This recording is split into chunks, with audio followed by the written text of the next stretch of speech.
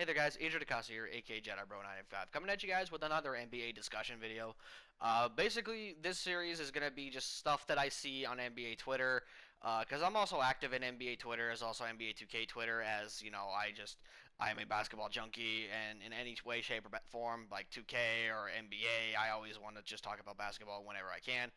But in this video, I want to talk about a topic that has really been circulating on the internet ever since the finals ended, and it's just basically asking, does this finals loss by the Miami Heat to the Los Angeles Lakers hurt Jimmy Butler's legacy? Because I see people like making claims that this doesn't count to his legacy because realistically speaking, Jimmy Butler doesn't have much of one, which is true. He really doesn't. Like he's a multi-time All NBA performer and all defensive, but realistically speaking, he's never been a Finals and he's never won a championship. He's never been a serious contender for MVP or even a Defensive Player of the Year. Like he's just been a really solid player that has won individual awards, but it hasn't really translated to a whole lot of team success. Like outside of maybe like one Finals appearance, which was this year. So, but I see a lot of people sitting there saying, "Oh yeah, it definitely does," because if losing to the finals counts towards people like say LeBron's legacy, then why doesn't it count towards say, Jimmy Butler? And this is what I wanted to talk about because I see a lot of people trying to say that it should hinder Jimmy Butler's legacy and it should, the same standards that we hold LeBron to. And whenever someone makes this argument back that, we shouldn't be doing that to him, and it's like, "Oh, why not? We all do it to LeBron. Why can't we do it to fucking Jimmy Butler?" Well, there's a couple of things wrong with this. First, one, Jimmy Butler, again, as good of a player as he is, and I would even say that he is a top 10 player in the NBA right now, about maybe like 7 or 8, in my opinion, he is nowhere close to even being considered a top 50 player to ever play this game, much less an all-time fucking great. So when I hear people make these arguments that this finals loss should slander Jimmy Butler because we slander Braun for his finals losses, to me it's outlandish because LeBron is considered a GOAT. LeBron is considered one of the greatest players, if not the greatest player this game has ever seen. In my opinion, he is the greatest player of this generation, and he is so close to being better than Michael. So that's why people look at his finals losses and count them towards his legacy because he is a GOAT. And if we're going to be talking about the GOAT conversation, we split hairs. Okay, we split hairs about talking about everything, whether it's competition you played, how many All-NBA teams did you win, even the statistical accolades you accomplish, or even small, minute things like Rookie of the Year, as small as that is. Those count in a GOAT debate. And yes, granted, both Jordan and Braun have a Rookie of the Year. My point is that the small shit in these debates count. And when it comes to Braun's finals losses, compared to somebody like, say, Michael, people are going to talk about that. Especially years like 2011, when, I don't give a shit what you try to tell me. I see people trying to normalize 2011 and say that it wasn't that bad because, it was on par with guys like Andre Iguodala and, say, Kawhi Leonard back in 2014 and 2015 respectively. Well, there's another problem with that. One, those guys were role players at the time that were not expected to be much of anything or not expected to do much of anything in those finals. Especially with Andre Iguodala in 2015, where I would argue, as much as a lot of people, that Andre Iguodala did not deserve that Finals MVP. That Finals MVP should have been Steph Curry's. I will defend that until my dying breath because that is bogus that he was robbed of that MVP. But nonetheless, yeah, sure, Iguodala put up similar numbers compared to Kawhi Leonard and LeBron James. But LeBron James went to Miami purposefully putting himself in a situation to win titles. Not to be, statistically dominant, not to do, not to make conference finals appearances, win championships. And even he himself knew that it was so fucking easy that he sat there with Dwayne Wade and with Chris Bosh and had a party on live TV titled "Yes We Did." You guys may not remember this, but I do. I remember this party. It was fucking spectacular. It was crazy. They had the arena set up. They had fireworks and all that shit. And basically, Braun talked a lot of hot shit that I'm pretty sure he now regrets. Braun sat there and said that, from the start it's going to be easy. Like, Pat Riley could come back and pay like it was his Kentucky days. Yeah, he said all that. And then he got to the finals and played like he did. That's why 2011 is really bad, gentlemen. That is why 2011 goes down as the single greatest superstar meltdown in history.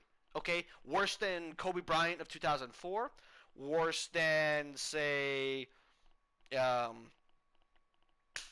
honestly, that's the only one I can really think. Oh, worse than Dirk Nowitzki in 2007.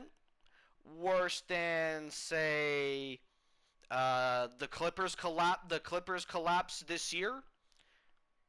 Like, 2011 is in another tier of failure because of everything that led up to it. And when we talk about the GOAT conversation, that shit matters. Now, there are losses that people hold on LeBron's legacy and say because of these losses, he can never be the GOAT, which also is dumb. Years like 2007, I think is stupid to hold that against him because LeBron did everything he could to get to the finals, and he did.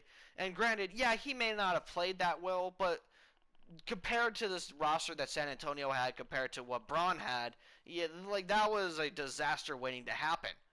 Same with 2015, where he got 2 games off the 67-win Golden State Warriors, and even though they lost, 2015 was a year that I don't hold against LeBron because he did everything he could to win that series. And then 2018, like, do I need to say more about 2018 and how much of a clusterfuck that was to watch? Because good lord, was that a clusterfuck to watch. Oh my god, like after game 1, nobody cared about that series. Nobody. Not me, not you, not even a fucking diehard Cavs fan cared about the finals after game 1 in 2018 because everybody knew the Cavs were done.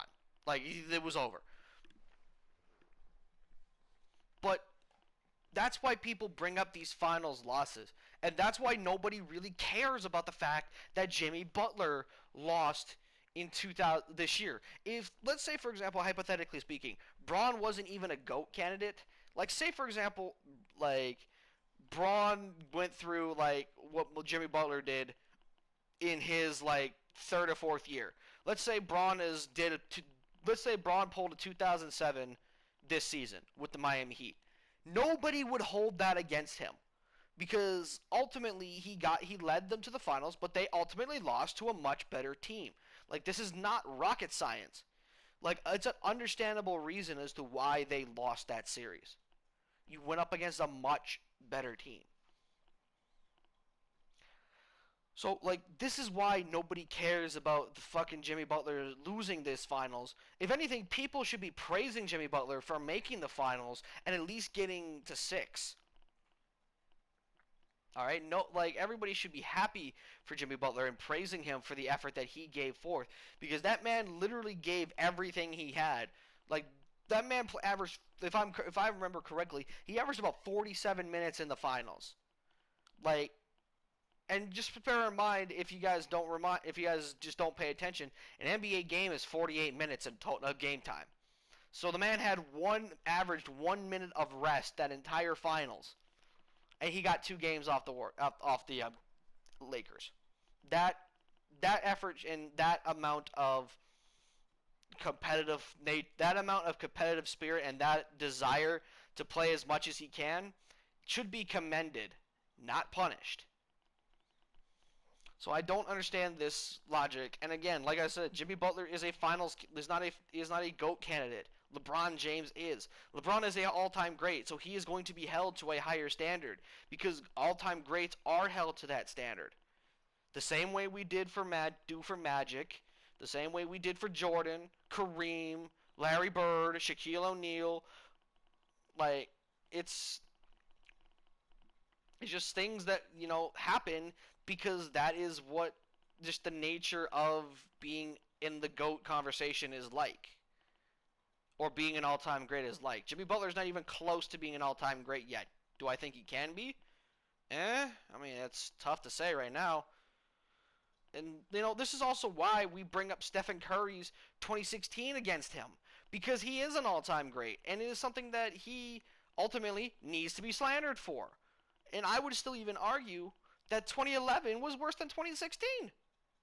But, that's a conversation for another video. But with that being said, that's going to end this NBA discussion video.